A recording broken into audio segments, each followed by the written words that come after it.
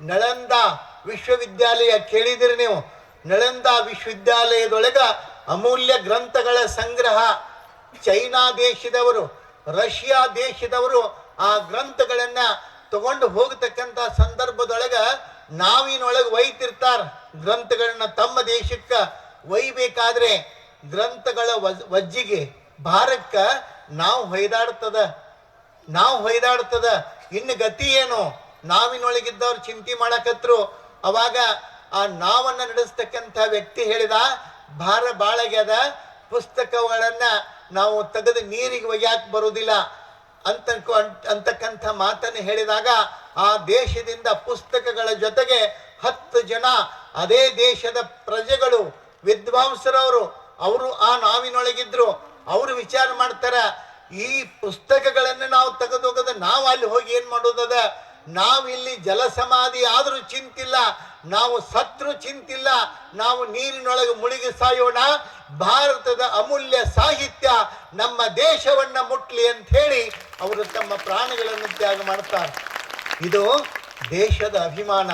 ದೇಶಕ್ಕಾಗಿ, ಧರ್ಮಕ್ಕಾಗಿ, ತತ್ವಕ್ಕಾಗಿ ನಾವು ಎಷ್ಟು ನಿಸ್ವಾರ್ಥದಿಂದ ಬದುಕಬೇಕು ಅಂತಂದ್ರೆ ಯಾವುದೇ ಸ್ವಾರ್ಥ ಮನೋಭಾವನೆ ಇರಬಾರ್ದು. ಎಷ್ಟು ಅರಾಜಕತೆ ಹೇಗಿದೆ ವ್ಯವಸ್ಥೆ ಅಂತಂದ್ರೆ, ಒಬ್ಬ ಕವಿ ಹಿಂದಿಯೊಳಗೆ ಬರೀತಾನೆ, ಏಕ್ ಹಿ ಲಂಕಾ ಏಕ್ ಹಿ ರಾವಣ ಜಬ್ ರಾಮ ಪೈದಾ ಹುವಾತ. ಲಕ್ಷ ಕೊಡ್ರಿ. ಏಕ್ ಹಿ ಲಂಕಾ ಏಕ್ ಹಿ ರಾವಣ ಜಬ್ ರಾಮ ಪೈದಾ ಹುವಾತ, ಅಬ್ ಘರ್ ಘರ್ ಲಂಕಾ ಲಾಖೋ ರಾವಣ ಇತನಿ ರಾಮ್ ಕೋ ಕಹಾ ಸೇ ಲಾವೆ. ಎಷ್ಟು ಚಂದ ಹೇಳ್ತಾನೆ ನೋಡ್ರಿ. ಯಾವಾಗ ರಾವಣಿದ್ದ ಅವಾಗ ಒಬ್ಬ ರಾವಣಿದ್ದ, ಹೌದಿಲ್ರಿ?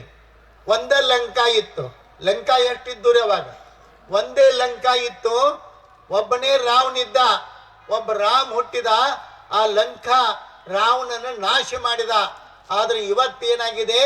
ಘರ್ ಘರ್ ಲಂಕಾ ಲಾಖೋ ರಾವಣ. ಮನೆಗಳು ಲಂಕೆಗಳಾಗ್ತಾ ಇದ್ದಾವೆ. ಲಕ್ಷ ಲಕ್ಷ ರಾವಣರುಗಳು ಹುಟ್ಟುತ್ತಾ ಇದ್ದಾರೆ. ಅಂಥವರಿಗಾಗಿ ಅಷ್ಟು ರಾಮರನ್ನ ಎಲ್ಲಿಂದ ತರಲಿ ಅಂತ ಕವಿ ಪ್ರಶ್ನೆ ಮಾಡ್ತಾನೆ. ಅಷ್ಟು ರಾಮರು ಬೇಕಾಗಿಲ್ಲ. ಇವತ್ತು ನಮ್ಮ ನಾಡಿನೊಳಗೆ ಸಮತೋಲನವನ್ನ ಹೆಂಗೆ ಕಾಯ್ಕೋತೀವಿ ಅಂತಂದ್ರೆ, ಹೆಂಗೆ ನಡೆದಿದೆ ಈ ಜಗತ್ತು ಅಂತಂದ್ರೆ, ಅಷ್ಟು ಮಂದಿ ರಾಮರು ಬೇಕಾಗಿಲ್ಲ. ಮತ್ತೆ ಹೆಂಗ್ರಿ ಇದು ಸರಿ ಆಗ್ಬೇಕು ಅಂತಂತಂದ್ರೆ, ಇವತ್ತು ನಮ್ಮ ನಾಡಿನೊಳಗಿರೋ ಊರಿಗೊಂದೊಂದು ಮಠಗಳೇನಿದಾವಲ್ಲ, ಒಂದೊಂದು ಮಠಗಳು ಸಾವಿರ ರಾಮ ಮಾಡಿರ್ತಕ್ಕಂಥ ಕೆಲಸಗಳನ್ನ ನಮ್ಮ ಮಠಗಳು ಮಾಡ್ತಾ ಇದ್ದಾವೆ ಅನ್ನೋದಕ್ಕ ಇಲ್ಲಿನ ಕೆಲಸ ಕಾರ್ಯಗಳೇ ಒಂದು ಸಾಕ್ಷಿ, ಜೀವಂತ ನಿದರ್ಶನ, ಉಜ್ವಲವಾದಂಥ ಉದಾಹರಣೆ ಅಂತ ಹೇಳಿದ್ರೆ ತಪ್ಪಾಗ್ಲಿಕ್ಕಿಲ್ಲ. ಹಾನಗಲ್ಲ ಕುಮಾರಶ್ವೇಗಳು ಎಂಥ ಅದ್ಭುತವಾದ ಕಾರ್ಯವನ್ನು ಮಾಡಿದ್ರು ಅಂತಂದ್ರೆ, ನಾಡು ಕಟ್ಟೋದು ಅಂತಂದ್ರೆ ಕಲ್ಲು ಕಟ್ಟಿಗೆ ಇಟ್ಟಿಗೆ ಸಿಮೆಂಟ್ ಅನ್ನು ತಗೊಂಡು ಕಟ್ಟೋದಲ್ಲ ಏನ್ರಿ. ನಾಡನ್ನ ಕಟ್ಟೋದು ಅಂದ್ರೆ ಕಲ್ಲು ಕಟ್ಟಿಗೆ ಸಿಮೆಂಟು ಇಟ್ಟಿಗೆಗಳನ್ನ ತಗೊಂಡು ಕಟ್ಟುವಂಥದ್ದಲ್ಲ. ಹೆಂಗೆ ಕಟ್ಟುವುದು ಅನ್ನೋದನ್ನ ಕುಮಾರಶ್ವೇಗಳು ಅದನ್ನು ಮನವರಿಕೆ ಮಾಡ್ಕೊಳ್ತಾರೆ. ಈ ನಾಡನ್ನ ಕಟ್ಟಬೇಕಾದ್ರೆ ಇಂಜಿನಿಯರ್ಗಳು ಬೇಕು, ಆದ್ರೆ ನಮ್ಮ ನಾಡಿನೊಳಗ ಧರ್ಮವನ್ನ ಕಟ್ಟಬೇಕಾದ್ರೆ ಮಠಾಧಿಪತಿಗಳು ಬೇಕು ಅನ್ನೋದನ್ನ ಮನಗಂಡು ಶಿವಯೋಗ ಮಂದಿರವನ್ನ ಸ್ಥಾಪನೆ ಮಾಡಿ ಸಾವಿರ ಜನ ಮಠಾಧಿಪತಿಗಳು ಶಿವಯೋಗ ಮಂದಿರದಿಂದ ಹೊರಗೆ ಬರ್ತಾರೆ. ಕೆಲಸ ಕಾರ್ಯಗಳು ನಡೀತಾವೆ. ಯಾವ ಮಠ ಸ್ವಾಮಿಗಳು ಎಲ್ಲಿ ಏನ್ ಮಾಡ್ಯಾರ ಅನ್ನೋದನ್ನ ನೀವು ಬುತ್ತಿ ಕಟ್ಕೊಂಡು ಅಡ್ಡಾಡಿ ನೋಡ್ಬೇಕಾಗಿಲ್ಲ. ಇದೇ ಮಡ್ಡಿ ಇರ್ತಕ್ಕಂಥ ಕಡ್ಡು ಬೆಳೆಯುವಂಥ ಇಂಥ ಒಂದು ಈ ಜಾಗ ಇವತ್ತೇನಾದ್ರೂ ಪುಣ್ಯದ ಅರಮನೆಯಾಗಿ ರೂಪುಗೊಂಡಿದ್ರೆ ಅದು ಹಾನಗಲ್ಲ ಕುಮಾರಶ್ವೇಗಳ ಕಂಡ ಕನಸು ಇವತ್ತಿಲ್ಲಿ ನನಸಾಗಿದೆ ಅಂತ ಹೇಳಿದ್ರೆ ತಪ್ಪಾಗ್ಲಿಕ್ಕಿಲ್ಲ. ನೋಡ್ರಿ ಎಷ್ಟು ಅದ್ಭುತವಾದ ಕೆಲಸಗಳು. ಸುಮ್ಮನೆ ಅಲ್ಲ ನಾವು ಮಾಡ್ತೀವಿ ಅಂತಂತಂದ್ರೆ ಏನೋ ಮಾಡುವುದಂತಲ್ಲ, ಏನೋ ಮಾಡಕ್ ಸಾಧ್ಯ ಐತಿ ಅಂತಲ್ಲ. ಇವತ್ತ ಭ್ರಷ್ಟಾಚಾರ, ಲಂಚ ಎಲ್ಲಿ ಬೇಕಾದಲ್ಲಿ ನೋಡ್ತೀವಿ ನಾವು. ಎತ್ತ ನೋಡಿದಡತ್ತ ಬಸವನೆಂಬ ಬಳ್ಳಿ ಅಂತ ಹೇಳಿ ವಚನ ಹೇಳ್ತಾರ. ಆದ್ರೆ ಈಗ ವಚನ ಅದನ್ನು ತಿದ್ದುಪಡಿ ಮಾಡಬೇಕಾಗ್ಯದ. ಎತ್ತ ನೋಡಿದಡತ್ತ ಭ್ರಷ್ಟಾಚಾರದ ಬಳ್ಳಿ, ಎತ್ತಿ ನೋಡಿದರೆ ಲಂಚದ ಗೊಂಚಲು. ಬರೀ ಲಂಚ, ಋಷವತ್ತು, ಬರೀ ಇಂಥವುಗಳನ್ನೇ ಕಾಣ್ತೀವಿ.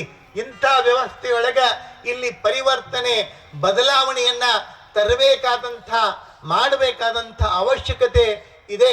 ಇವತ್ತು ಕಾಯಕವನ್ನ ಮಾಡೋದ್ರಿಂದ, ಇನ್ನೊಬ್ಬರ ವಸ್ತುಗಳನ್ನ ಬಯಸಲಾರದೆ, ಯಾವುದು ನಂದಿದೆ, ನನ್ನ ಪಾಲಿಗೆ ಎಷ್ಟಿದೆ ಅಷ್ಟರಲ್ಲೇ ನಾವು ಸಂತೃಪ್ತಿಯನ್ನ ಪಡುವಂತ ಮನೋಭಾವ ನಮ್ಮದಾಗಬೇಕು. ನೋಡ್ರಿ, ಈ ಮಠಕ್ಕೆ ಬಂದಿರತಕ್ಕಂಥ ನಿರುಪಾದೀಶ್ವರರು, ಹಿರಿಯ ಪೂಜ್ಯರು, ಇವತ್ತು ವಯೋವೃದ್ಧರು ಈ ಮಠದ ಉಳಿವಿಗಾಗಿ, ಈ ಮಠದ ಅಸ್ತಿತ್ವಕ್ಕಾಗಿ ಇಡೀ ತಮ್ಮ ಬದುಕನ್ನೇ, ಇಡೀ ತಮ್ಮ ಜೀವನದುದ್ದಕ್ಕೂ ಈ ಮಠದ ಅಸ್ತಿತ್ವವನ್ನು ಹೆಂಗ ಕಾಯ್ಕೊಂಡು ಬಂದ್ರು. ಅಷ್ಟೇ ಅಲ್ಲ, ಯಾವಾಗ ಈ ಮಠದ ವ್ಯವಸ್ಥೆ ಸರಿ ದಾರಿಗೆ ಬಂತೋ ಬಡ ಅವರು ಉತ್ತರಾಧಿಕಾರಿಗಳನ್ನು ಮಾಡಿ, ಪಟ್ಟಾಧಿಕಾರ ಮಾಡಿ ಎಲ್ಲ ಅವ್ರ ಕೈಗೆ ಬಿಟ್ಟು ನಿಂಬದು ನೀವು ಮಾಡ್ಕೊಳ್ರಿ ಅಂತ ಹೇಳಿ ಪುಸ್ತಕ ಪೆನ್ನು ತಗೊಂಡು ಕೂತ್ರು. ಹೇಗೆ ಅಂತಂದ್ರೆ, ಇವತ್ತಿನ ನಮ್ಮ ದಿನಮಾನದ ಅಪರೂಪದ ಕಾವ್ಯಶ್ರೀ, ಕಾವ್ಯದ ರೂಪ ಶ್ರೀಗಳಾದವರು ಕಾವ್ಯ ಸ್ವರೂಪದ ಗುರುಗಳಾಗಿ ಇವತ್ತು ನಮ್ಮ ಮುಂದೆ ಹೊರಹೊಮ್ಮುತ್ತಿದ್ರೆ ಅದು ಈ ಮಠದ ಪುಣ್ಯದ ಪ್ರಭಾವ, ಈ ಮಠದ ಪುಣ್ಯ, ಈ ಊರಿನ ಭಾಗ್ಯ ಅಂತ ತಿಳಿಬೇಕು. ಸುಮ್ಮನೆ ಅಲ್ಲ, ಇವತ್ತ ಒಬ್ಬ ಸಮರ್ಥ ಗುರುಗಳು, ಯೋಗ್ಯ ಗುರುಗಳು ನಮಗೆ ಸಿಗಬೇಕು ಅಂತಂದ್ರೆ ಆ ಮಠದ ನಸೀಬ್ ಬೇಕು ಅಂತಿರ್ತಾರ. ನೋಡ್ರಿ, ಚಲೋ ಹೆಂಡತಿ ಸಿಗಬೇಕಂದ್ರ ಪುಣ್ಯ ಬೇಕು ಅಂತಿರ್ತಾರ. ಮದುವೆ ಮಾಡ್ಕೊಂಡ ಮೇಲೆ ಗೊತ್ತಾಗ್ತಿರ ನನಗಿದು, ಮೊದಲು ಗೊತ್ತಾಗಲಿಲ್ಲ. ಮದುವೆ ಮಾಡ್ಕೊಂಡ ಮೇಲೆ ತಿಳಿಯಿತು. ನನಗಂದು ಒಬ್ಬ, ನೀವಿಟ್ಟೆಲ್ಲ ಹೇಳಾಕತ್ತಿರಲ್ಲ, ಇನ್ನೊಂದು 2-3 ವರ್ಷ ನಮ್ಮ ಊರಿಗೆ ಮೊದಲು ಬರಾಕಿ ಏನಾಗಿತ್ತು ನಿಮಗೆ?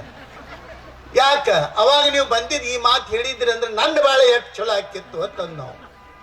ಅದ್ರ ಅರ್ಥ, ಇವು ಬೇರೆದವ್ರ ಸುದ್ದಿ ಹೇಳ್ತಿರ್ತಾನೆ ಅಟ್ಟರಿ, ಇವಂದೇನು ಹೇಳೋದಿಲ್ಲ, ಅವ ತಂದೇನು ಹೇಳೋದಿಲ್ಲ, ಮನೇನವ್ರದ ಸುದ್ದಿ ಹೇಳ್ತಿರ್ತಾನ.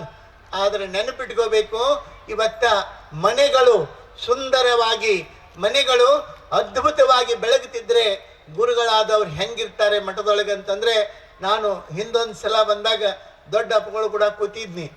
ಇಷ್ಟು ಮಂದಿ ಬರೋರು, ನಮಸ್ಕಾರ ಮಾಡೋರು, ಏನಾಯ್ತು ನಿನ್ನ ಮಗಳು ಸರಿ ಆತನದ ಅಂತ ಕೇಳೋರು. ಎಲ್ಲರೂ ನಮಗೆ ಎಷ್ಟರು ನೆನಪಿಟ್ಕೋತಿದ್ದಾರೆ ಇವರು. ಒಂದೇ ನಾನು, ನಮಗೆ ಯಾರು ಬಂದ್ ಹೇಳಿದ ಮತ್ತೊಂದ್ಸಲ ಬಂದ್ರಂದ್ರೆ ಅವ್ರವ್ರಿಗೆ ನೀವು ಅಂತ ಕೇಳ್ತಿರ್ತೀವಿ ನಾವು. ಎಷ್ಟು ನೆನಪಿನ ಶಕ್ತಿ, ಎಲ್ಲರನ್ನ ಹಿಡಿದು ಮಾತಾಡ್ಸೋದು, ಎಲ್ಲರಿಗೆ ಯೋಗಕ್ಷೇಮ ಕೇಳೋದು, ಎಲ್ಲರ ಕಷ್ಟ ಸುಖಗಳಿಗೆ ಹಿಂಗ್ ಮಾಡಿ ಎಲ್ಲ ಸರಿ ಆಕೈತೆ ಅಂತ ಹೇಳಿ. ಬಹುಶಃ ಒಬ್ಬ ಗುರು ಆದವ ಬರೇ ತಾನು ಮಠದೊಳಗೆ ಉಳಿತಕ್ಕಂಥದ್ದಲ್ಲ, ಭಕ್ತರ ಜೊತೆಗೆ ಯಾವ ರೀತಿಯೊಳಗೆ ಬೆರೀಬೇಕು, ಹಾಲಿನೊಳಗೆ ಹಾಲು ಬೆರೆತಂಗ ಎಷ್ಟು ಚಂದ ಬೆರೀತಾರೆ ಅಂತಂದ್ರೆ, ಅವ್ರ ಭಕ್ತರು ನಾನು ಗುರು ಅನ್ನುವಂಥ ಭಾವಿಲ್ಲ. ಅವರಿಬ್ಬರು ಮಠಕ್ಕೆ ಬರುವಂತಹ ಭಕ್ತರೆಲ್ಲರೂ ಗುರುವಿನ ಸ್ವರೂಪರೇ ಆಗಿ ಹೋಗುವಂತಹ ಭಾವವನ್ನ ನಾವು ಇಲ್ಲಿ ಕಾಣ್ತೀವಿ ಅಂತಂದ್ರೆ ಅದು ತಾಯಿಯ ಕರುಳಾಗಿರ್ತಕ್ಕಂಥ ನಮ್ಮ ನಿರುಪಾದೀಶ್ವರ ಶ್ರೀಗಳು.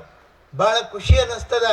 ನಮ್ಮ ರುದ್ರಾಕ್ಷಿ ಮಠದ ಸ್ವಾಮಿಗಳು ಫೋನ್ ಮಾಡ್ರಿ ನನಗೆ, ನಾನೆಲ್ಲ ಕೊಲ್ಹಾಪುರದಾಗ ಏನೋ ಇದ್ನವಾಗ ಹಿಂಗ ಮರೆಗುದ್ದಿ ಅಪ್ಪಗಳಿಗೆ ಗೌರವ ಡಾಕ್ಟರೇಟ್ ಸಿಕ್ತು ಅಂತ ಇಟ್ಕೊಂಡೇಳಿ. ನಮ್ಮ ಸ್ವಾಮಿಗಳ ಲೋಕದೊಳಗೆ ಎಷ್ಟು ಜನ ಖುಷಿ ಪಡ್ಬೇಕು. ಬಹುತೇಕ ಸಿಕ್ಕದಕ್ಕೆ ಅವರಿಗೆ ಖುಷಿ ಆಗೈತಿ ಇಲ್ಲೋ ನನಗೆ ಗೊತ್ತಿಲ್ಲ. ಆ ಸಂದರ್ಭದಾಗ ನಾ ಇರಲಿಲ್ಲ ಅವ್ರ ಜೊತೆಗೆ. ಅವ್ರು ಎಷ್ಟು ಖುಷಿ ಪಟ್ಟಾರೋ ಗೊತ್ತಿಲ್ಲ, ನೀವು ಈ ಊರವ್ರು ಎಷ್ಟು ಖುಷಿ ಪಟ್ಟಿರೋ ಗೊತ್ತಿಲ್ಲ. ಅವತ್ತಿನ ದಿವಸ ಇಡೀ ನಾಡಿಗೆ ನಾಡೇ ಸಂಭ್ರಮ ಪಟ್ಟದ ಒಬ್ಬ ಯೋಗ್ಯ ವ್ಯಕ್ತಿಗೆ ಗೌರವ ಡಾಕ್ಟರೇಟ್ ಸಿಕ್ತು ಅಂತ ಹೇಳಿ. ಅಭಿಮಾನ ಅಲ್ರಿ, ಖುಷಿಲ. ಆದ್ರೆ ನೆನಪಿಟ್ಕೋಬೇಕು, ಅಂಥ ಪೂಜ್ಯರ ಒಂದು ಪರಿಶ್ರಮ ಇವತ್ತ ನಮಗೆ ಸಾರ್ಥಕವಾದ ರೂಪದೊಳಗ ನಮ್ಮ ಕಣ್ಣೆದುರಿಗೆ ಕಾಣಿಸ್ತಾ ಇದೆ.